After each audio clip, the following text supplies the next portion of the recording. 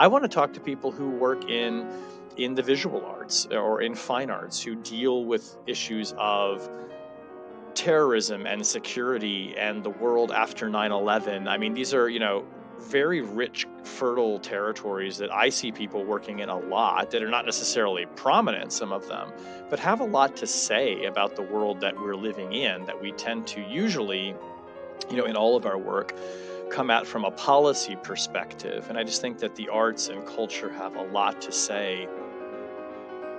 I'm Shane Harris. And I'm David Priess. And this is the Lawfare Podcast. I'm Benjamin Wittes, and this is the Lawfare Podcast, November 16th, 2021. Lawfare has a new podcast. It's called Chatter, and it is hosted by none other than our own David Priess, publisher of Lawfare and the Lawfare Institute's Chief Operating Officer, and Shane Harris, intelligence reporter from the Washington Post. It's a little bit insider, I know, but, sometimes you gotta promote your own stuff. So they joined me in the virtual jungle studio to talk about the new podcast, which will focus on culture, science, and national security issues, and involves long-form interviews with cool people. There are 2 episodes already out, so we talked about what they're doing with the show, what they're planning to do with the show, and what sort of people they're going to bring on it. It's the Lawfare Podcast, November 16th, Chattering with Shane and David. So Shane, I'm going to start with you. How did rational security cause you to fall in love with the idea of celebrity interviews? I mean, you're assuming that it was rational security that caused me to fall in love with celebrity interviews, when it was actually like, it was Dick Cavett or Terry Gross or somebody like that. But you raise an interesting point about rational security and celebrities, which is that they went together sometimes. Listeners will remember that the object lesson was frequently the opportunity that I took to talk about passions of mine, which include new movies that I had seen, new shows that I was watching. Aliens, yes. The truth is that you could shoehorn just about anything into an object lesson. But what I found was that, so many of the things that I was watching or reading had a connection to topics that were interesting to our subject matter. And so, people will remember, I would, wax rhapsodic about Le Bureau, or how much I did not really like Homeland, or just other things that were kind of crossing my radar. So for me, it was always a fun opportunity to do just like 2 minutes of talking about something at the intersection of pop culture and national security. And it was also fun too, because listeners liked it, and they would tweet at me or ping me saying, "Oh, thanks for recommending, this movie or that show," or "I'm really turned on to the Bureau now, and I appreciate it." So it was fun. It was another way to interact with the listeners that we didn't have from the normal news cycle. And David, meanwhile, while Shane was experiencing the desire for object lessons to swallow up the whole of rational security, you were chomping at a different bit. Tell us about it. Yeah, and I don't know if there was some alien presence putting similar thoughts into both Shane's mind and mine. Almost certainly, yes. He suspects so. I am a little more skeptical. But around the same time, I was having thoughts about kind of how we address national security topics on podcasts. And the Lawfare Podcast has effectively, I think, carved out a great space over the years of addressing that core intersection of national security, law, and policy. And whatever it is that touches on those, we're there. And we do it in a format that brings the experts forward, that really gets into the issues in an approachable way, but really focuses in there. Some of the edges around there sometimes weren't a natural fit, but were always well received. And so I'm sitting there thinking, well, we don't want to turn the Lawfare Podcast into something that focuses all the time, or even most of the time, on issues like intersections with Hollywood or technology and climate change and history and sports and culture. But damn it, those are the really interesting intersections in many ways for me with national security. And they lend themselves more towards long form conversations, a little less structured. And maybe there's actually space for a podcast platform that does that. And I ended up talking to Shane at one point, and we discovered that we were really coming at a similar idea from only slightly different perspectives. We stirred the pot and saw that it actually made a fairly tasty stew. So tell us about the stew. The stew is called Chatter. It launched last week. Mm-hmm. First of all, where can people find it? And secondly, what is it? Well, you can find it wherever you download your podcasts. And in your hearts. And in your hearts, exactly. It's up on Spotify. It's on Apple. It's on where else do we? It Where is else do we? finally up on Google It's on Podcasts, Google which Podcasts. we have learned Google Podcasts is has a delay in it. We suspect there's a rift in the space-time continuum when it involves Google Podcasts, but it is up on Apple, Spotify, Stitcher, Google Podcasts.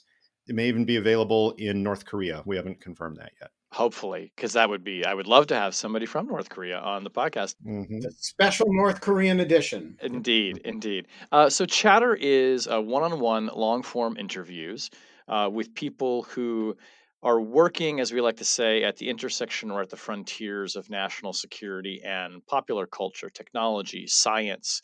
These are more in the vein of kind of the podcast interviews that people are used to hearing from.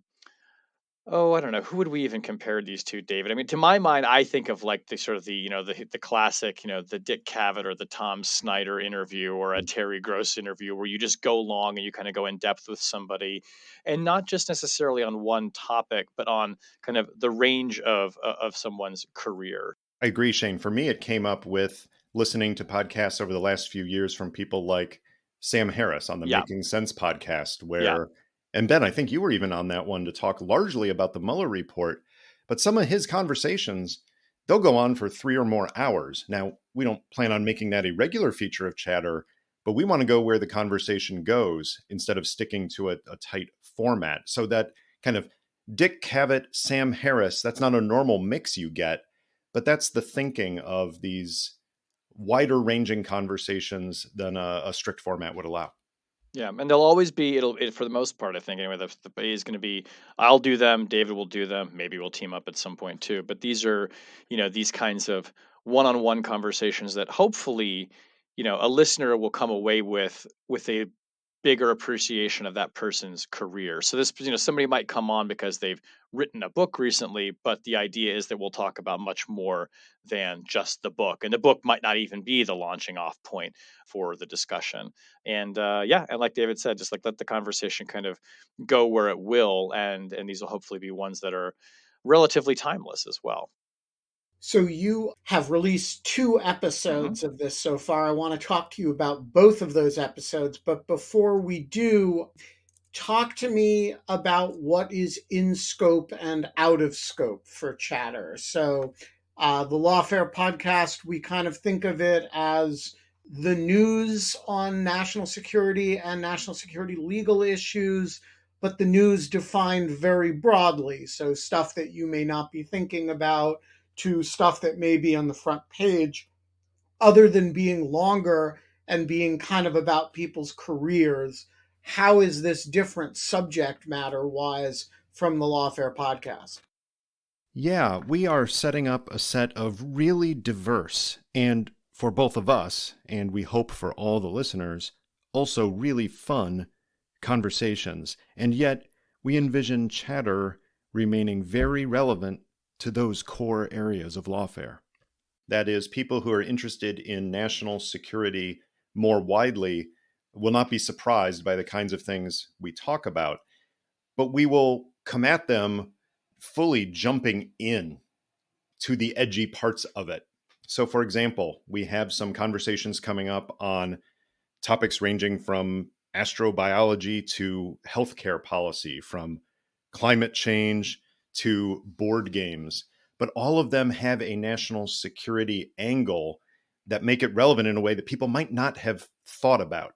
Some of them probably could be edge cases for the Lawfare podcast. That is, Lawfare podcast listeners might not be surprised if they would appear on that, but the format will be different. Some of them you probably couldn't imagine on the Lawfare podcast. They're just a bit out there, but they still do have that thread to core national security issues widely defined.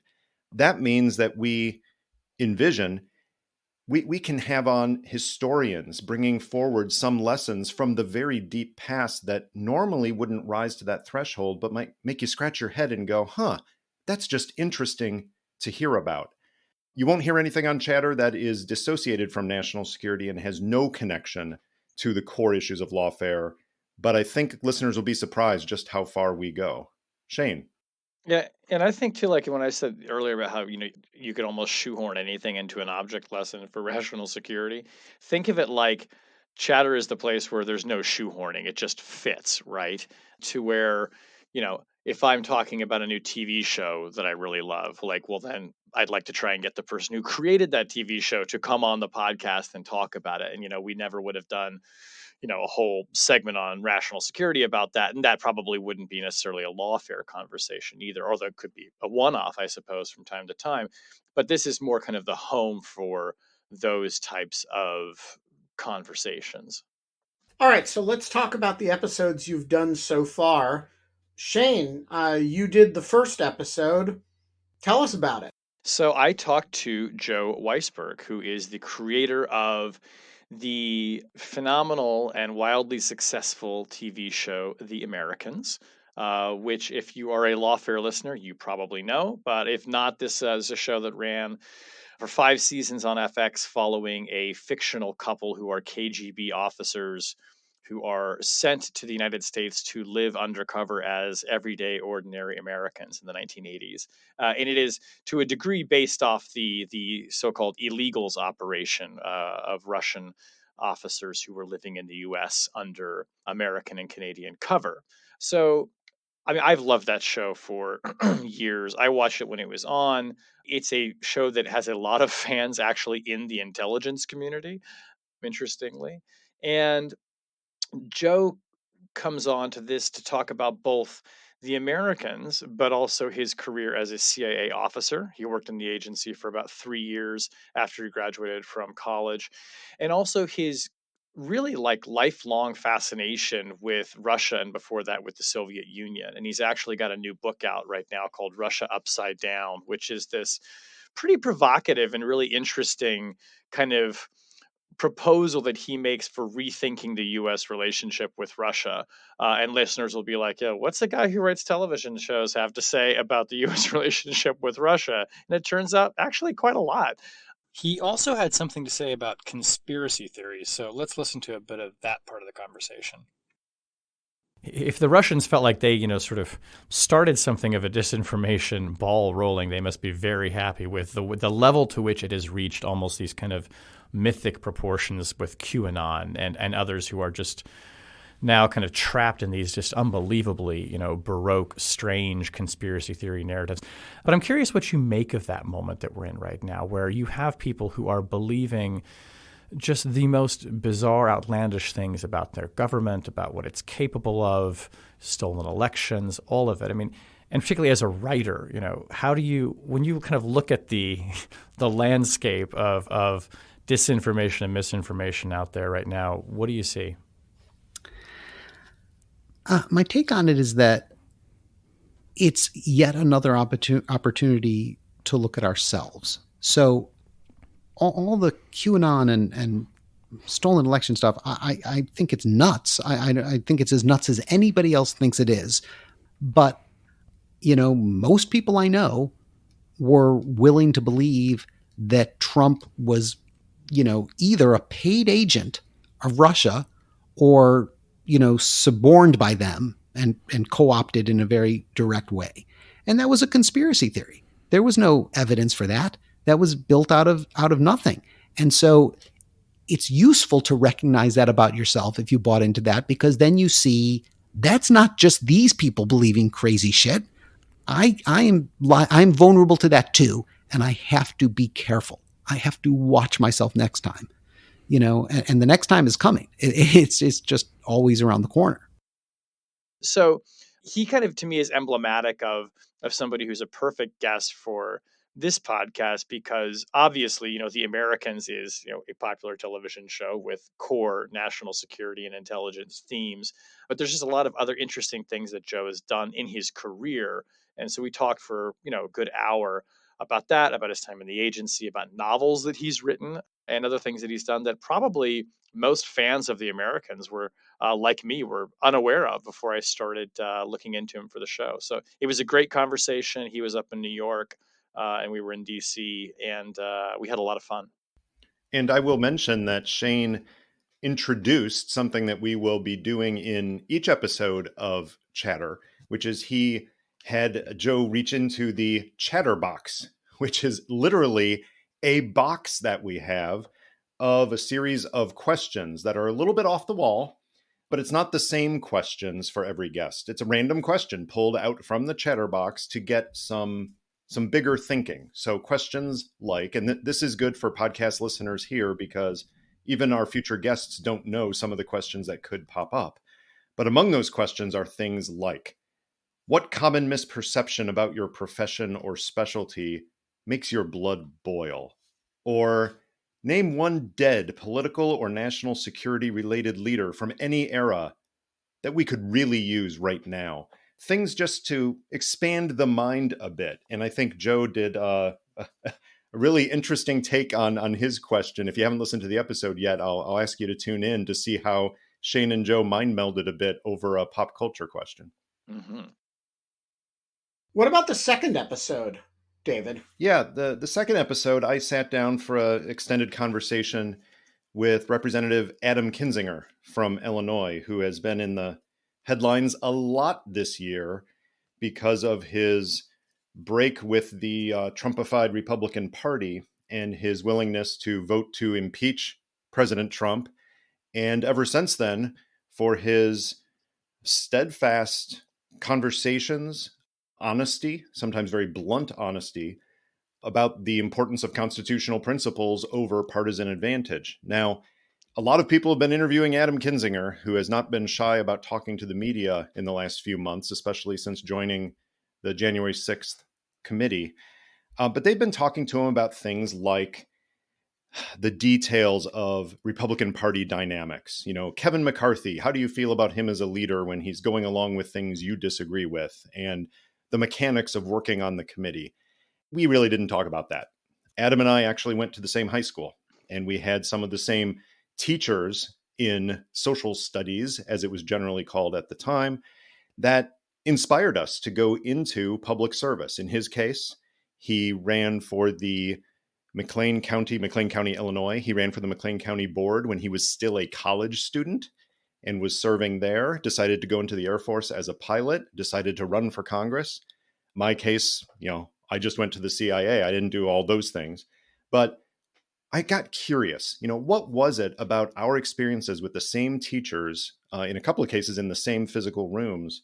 What was it that led us to think about national security at that age and go different directions with it? Was there some emphasis, like Midwestern values, the value of truth and honesty and respect that somehow sunk in and has actually led him to the moment that he's at now, speaking truth to power as he sees it? Let me play a clip from the show for a peek into how his upbringing played a role in these values. You said your father working with the Home Sweet Home, the faith-based charity issues. That's something as a 6-year-old or even an 8 or 10-year-old, that doesn't necessarily help you grok the big questions in life, like, life is fleeting and we need to make a difference. How did that actually translate? What's the mechanism by which your father working in that led to you having these thoughts? Was it conversations with him? Was it observing him? I think it's both. I think, if you'd have taken 14-year-old Adam or 16-year-old rebellious Adam. I went through quite a rebellious time, including failing out of ISU, the first semester second semester with a 0.8 GPA, which you have to earn, by the way. Illinois State University probably has a wall of shame of 0.8 GPAs. It does. They took it down, though, when I became a congressman. But no, I mean, it's. I think if you'd asked me then, I'd start to have those values, of course. But the bottom line is, I would look at it and go, I don't know. I don't know what the future is. But when I'd hear my dad, talk about helping people and stuff, that starts to author something in your heart. I also think everybody's born with kind of something authored in their heart that's going to point to where they are. Kid really good, for instance, at baseball statistics. Very well may end up being a coach someday or a manager. But I think, going into the military was after 9/11. I had made the decision anyway I wanted to go in, but 9/11 really kind of was the impetus.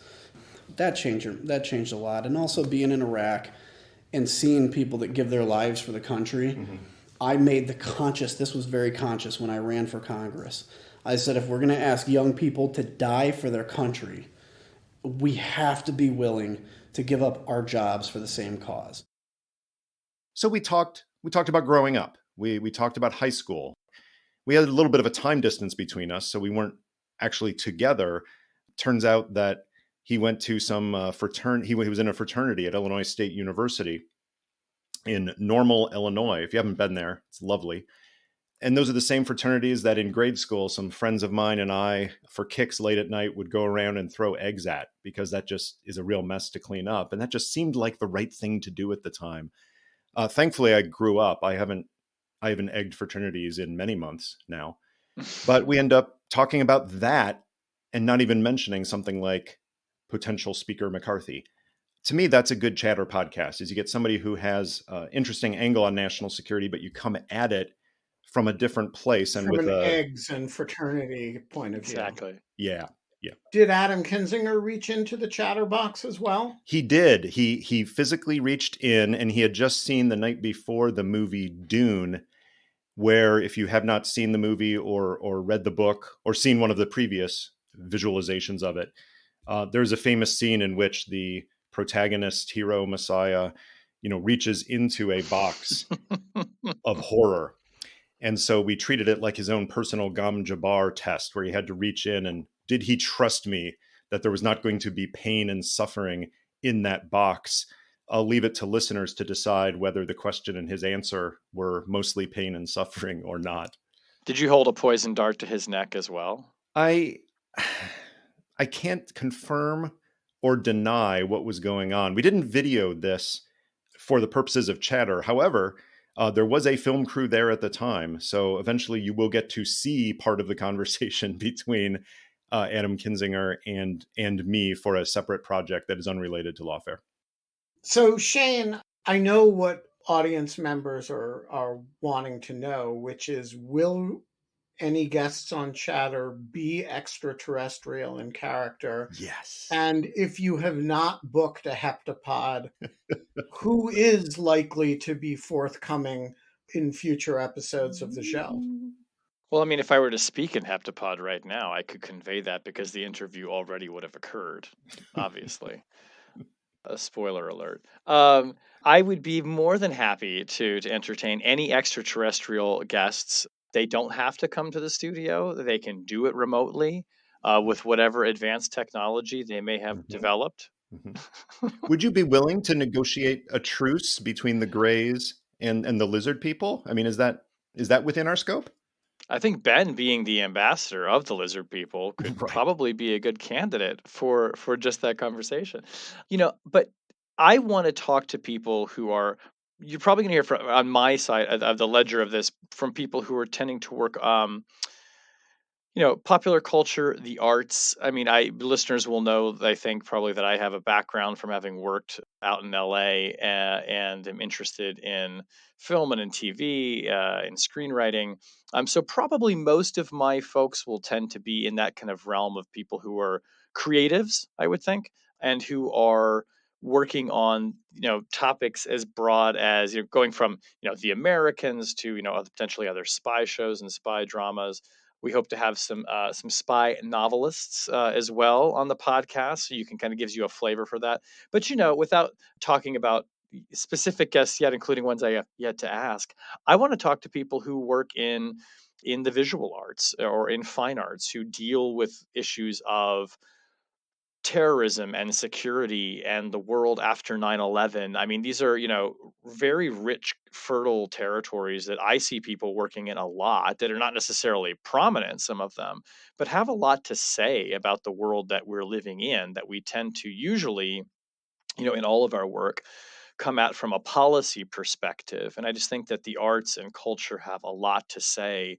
And ultimately, may have a lot to say that is equally as important and long lasting as policy into how the world perceives of kind of where we are and how we feel about our security, which I know sounds kind of highfalutin, but I wanted to go from, the level of somebody working on a TV show to somebody doing, an art installation. I mean, kind of covering the range of expression that way. And, if I would love to have actors who've created roles. I would love to have, painters who work in a kind of a medium where they're dealing with things like, Guantanamo prisoners and surveillance and, themes that get expressed in all kinds of different stories. Fiction is just a really important way that I think about making sense of reality. And I think often fiction does a better job of making sense of reality than even, someone in my role as a journalist can do. And so I want to take this opportunity to talk to people about that. And I hope those make for good conversations. Shane, you're burying the lead here. Yes, you will be talking about the intersection of aliens and national security. I mean, come on, it's Don't obvious, try to hide right? it. I mean, if it's I'm on the podcast, like you're getting that. So, David, how about you? What's you're a little less artsy than Shane, a little more sciencey, I think. What's your focus going to be? My focus is going to be a lack of focus. My focus is going to be wherever the spirit takes me. And at one end of that, I think Shane and I both may go this direction at times.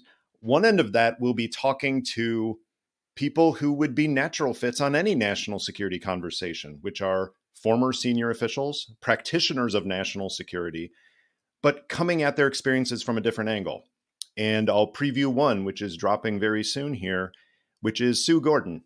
Sue Gordon is known as the principal deputy director of national intelligence during the Trump administration, the virtually unpronounceable PDD-NI, or P. Diddy, as it's known affectionately inside.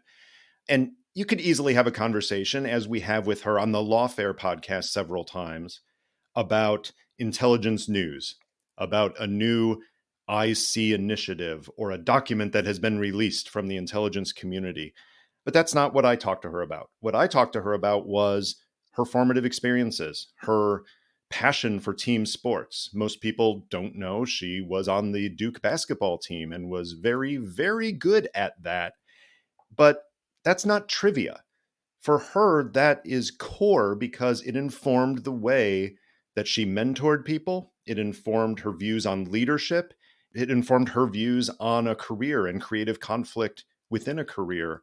So we talked about a range of issues, but they were more like that than they were about, give me your take on the most recent, intelligence report that has been released. So I definitely want to hit some of that, which is national security practitioners, but more about their stories and the unique things they bring to the table, while at the same time talking to people who normally wouldn't associate with national security, like international experts on sports in the global arena and what that has to do with politics and national security, or people who work in the sciences or in history and trying to apply the lessons on everyone from the Marquis de Lafayette to historical figures that might even be obscure.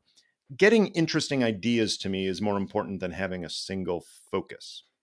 And I think what's also, we're talking about this, it's probably obvious to people that, these interviews are meant to show all the dimensions of someone and not merely what they're known for, right? So like with Adam Kinzinger, it's not talking about the day-to-day politics or necessarily just talking about Trump and the Republican Party. It's talking about what makes these people the whole people that they obviously are.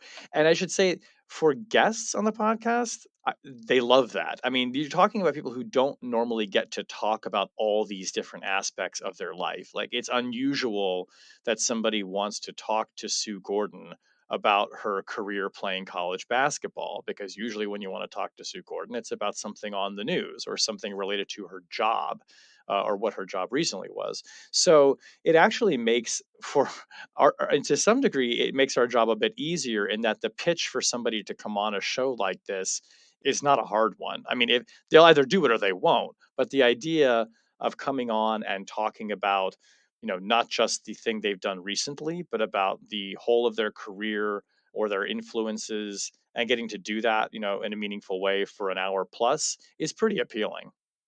And let me add that some of the topics themselves will do that in a different way. And I'm thinking here, some of the interesting things that people think about when you reflect back on a presidential administration. And let's pick a relatively recent one, the Bush 43, George W. Bush Jr. administration. If you think about the most momentous events worldwide of that administration, most people really quickly race to 9/11, the war on terror, surveillance, Iraq, issues like that. But you talk to people in Africa, they have a very different view of the George W. Bush administration. The George W. Bush administration's AIDS efforts are legendary there and literally helped save millions of lives. That's a different take on a George W. Bush foreign policy initiative than you'll normally get. Similarly, when walking through the International Spy Museum here in Washington, you see a lot of interesting artifacts, but one that gets a whole lot of attention, and you seem to see people lingering over a little bit longer than most, is a recreation by the same guy who made the original, which is lost, but a recreation of the Markov umbrella, the umbrella that was used to assassinate the Bulgarian dissident, and the tip of the umbrella that was poked into his leg, and he felt and which shows pain. up in The Americans. Yeah, I mean, it's pop culture gold because it has been either imitated or recreated in all kinds of fiction that Shane and I both appreciate. And the Markov umbrella, you can see exactly what it looked like there at the Spy Museum. But obviously, one display doesn't go into detail about, well, how did the poison work? And how does it relate to other poisons that have been used in famous world assassinations? That's the kind of thing we're going to jump into with glee. Not because we like, thinking of people being poisoned and dying. Actually, it's because you like thinking about people. But we kind of do, right? I mean, I might have a list. It's kind of badass. Our list overlaps, so watch out. All right, one more question, and then I'll let you guys go. This is for David. David, will there be ads on this podcast? And what can people do who want to avoid ads on the Chatter podcast and all Lawfare podcasts? They can do nothing but cry. No, we initially we may not have ads on the podcast right away, but soon we will, because it does take some effort to make these things happen. We intend for these to be interesting and also well produced, and that is not something that is free. So yeah, there probably will be ads on the Chatter podcast, and those ads will almost certainly be avoidable if you want to become a material supporter of Lawfare and join our Patreon supporters. That's a way to listen to the conversations without interruption. And is there a URL that you should have in mind if that's what you're thinking about? I would think such a URL could be, I don't know, something like patreon.com/lawfare. Does that sound like that would be a useful, easy to remember URL for this purpose? That might work. It sounds like a great note on which to end. David Priess, Shane Harris, thank you for joining us today. The podcast is Chatter. Check it out. We'll put in one plug before the end, Ben. Actually, a plug with multiple parts to it. First part, please follow us on Twitter at ThatWasChatter. And you might be asking, why the hell is your tag on Twitter ThatWasChatter? You try finding a Twitter name that has something to do with chat or chatter that isn't already taken, whether it's chat, chatter, chatting, chatty, chatty, bang, bang, chat this, chat here, chat now.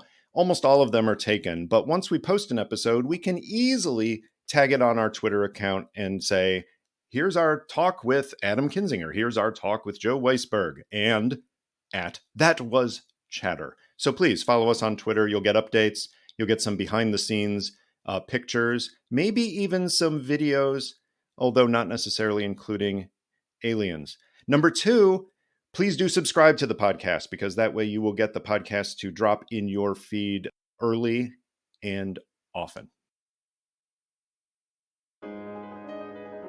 The Lawfare podcast is produced in cooperation with the Brookings Institution.